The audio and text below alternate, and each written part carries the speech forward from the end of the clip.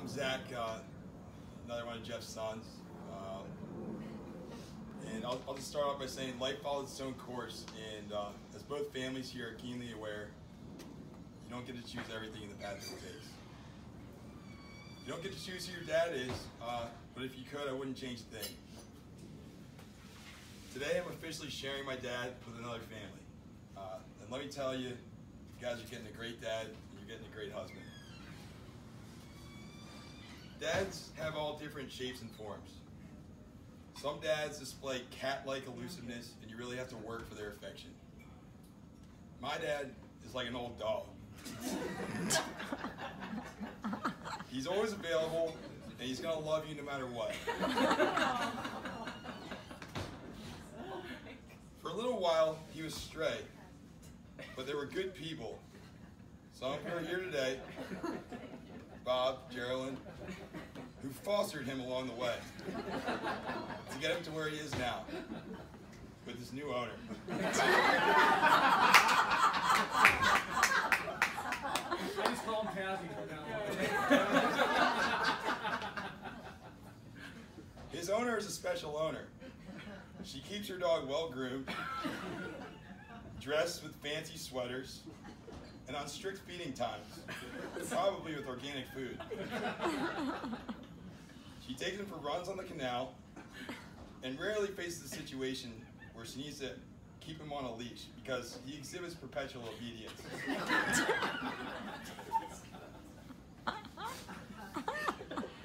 He was already great with people and good with other dogs.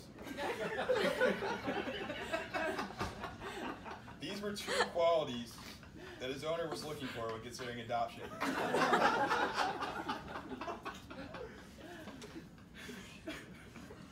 The days of kibble are gone, but this old dog is adaptable, which is one of his most redeeming qualities. He's defied logic by learning a few new tricks and adjusted well to the life of a big city dog.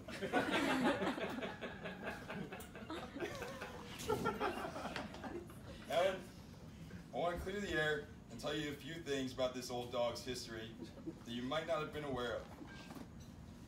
First, Jeff is a wise investor. When we lived at Episcopal, he was always finding deals on old cars, and our parking lot was always filled with good options. At one point, we had a 1987 Camry with the electric seatbelts, a 1990 Ram van, a 2001 Ram van. We had Geraldine's Honda Civic. That thing was pretty nice. That was probably our nicest car. It was like hand-me-down from Geraldine. And what did we do with that thing, by the way? Sold to the maintenance guy. Gotcha. We see it around town. That's right. And last but not least, we had a 2007 CRV, which he's still driving. Michael Lynch, who some of you guys know, coined him the Hoopty King of Alexandria. Needless to say, it's a good thing you guys have a 3-car garage now. You can cover those hoopties on. Keep them indoors. Out of sight. Yeah. Another wise investment he made was his membership to the Old Dominion Boat Club. You could argue that his boat club membership sealed the deal with Ellen, who undoubtedly was duped into thinking he was a sophisticated member of the yachting community.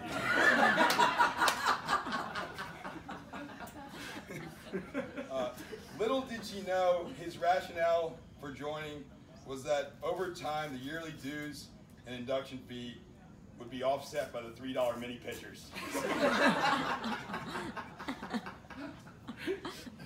Free parking.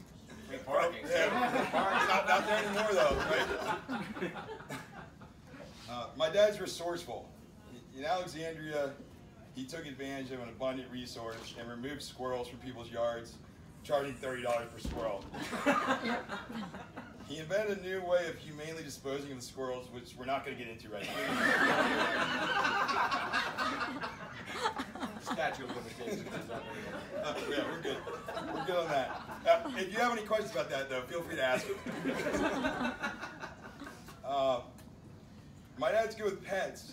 As a kid, our dog Tazzy became conditioned to hump people on command. She lived a long, healthy life with minimal vet visits, and when she died, she was appropriately buried in our yard in Oriental, North Carolina, after spending 6 months in the freezer. Sorry. Sorry, that's dark, that's dark. She died before she went in the freezer, let's be clear. I swear she was dead.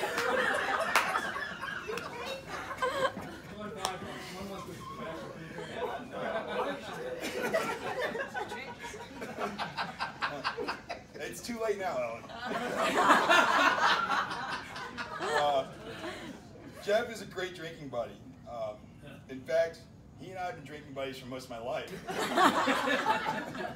A common story in our household dates back to when I was 4 years old, and for some reason, he was drinking O'Doul's non-alcoholic beer at a public event. When he let me have a taste, I blurted out, "This tastes just like real beer." My mom was mortified. A couple of you guys have touched on this, but Jeff has great culinary taste. He will shamelessly cook all red meat well done, unless you notify him beforehand. So keep that in mind. I'm sure you guys have learned that. Everyone here has learned that the hard way. Literally every Sunday. Yeah, literally the hard way. It's like biting into a hockey puck.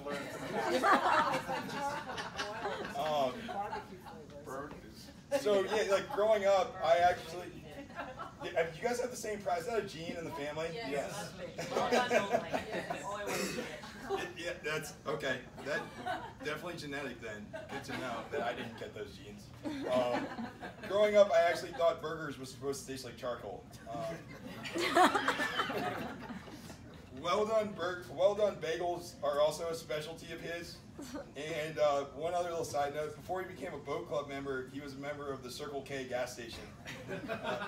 Here he would get 44-ounce Coca-Cola refills daily and was on a first-name basis with the attendants. His specialty was 9/10 Diet Coke and 1/10 regular Coke to match the Diet Coke taste. A connoisseur.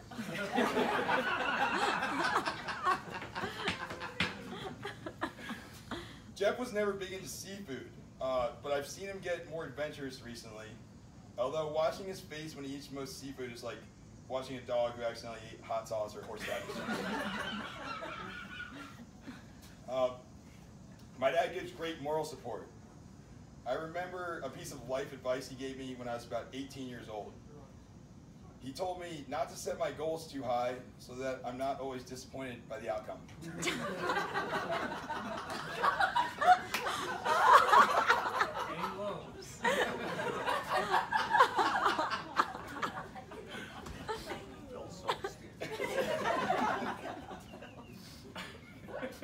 And I'm fine today.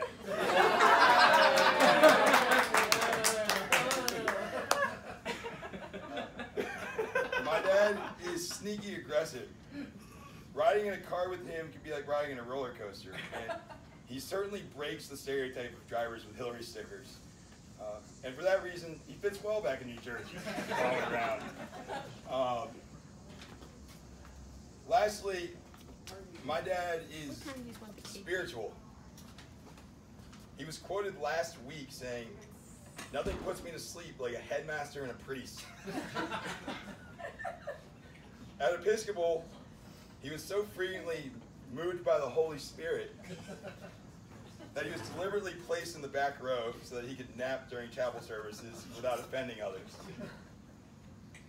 He finds spiritual enlightenment in all religions and was most recently seen deeply meditating at a bar mitzvah in the front row.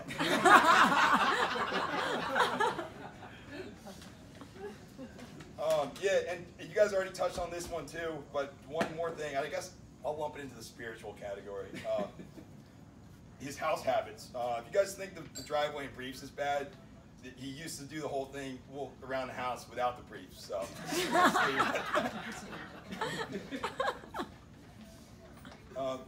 so needless to say, my dad's habits have been refined over the past few years. Admittedly, if I'd seen my dad wearing lobster print shorts 10 years ago, I probably would have kicked his ass. But as he has adjusted, so have I. On a more serious note, one might mistakenly assume that his refined form is simply an attempt to keep up with the elite. The truth is, my dad has always been elite. Elite is defined as superior in terms of ability or qualities to the rest of a group or society. He's a superior father, husband, and human being. His high school nickname, Rock, which probably took on a much different meaning back in the 70s, couldn't be more suitable for the man he is today. He's been a steady, unwavering rock for many of the people in this room. He's well-intentioned for no other reason than to be well-intentioned. I know that he will always be there for Ellen, Jesse, Will, Tim, and me. He's the most loyal person I've ever met. Ellen, the one thing that sticks out more than all the goofy shorts my dad now wears is how happy you've made him over the past several years. I'm extremely grateful to have you in my life, and I cannot be more thankful for the positive impact you've had on my father. You're both lucky dogs, and I love you very much.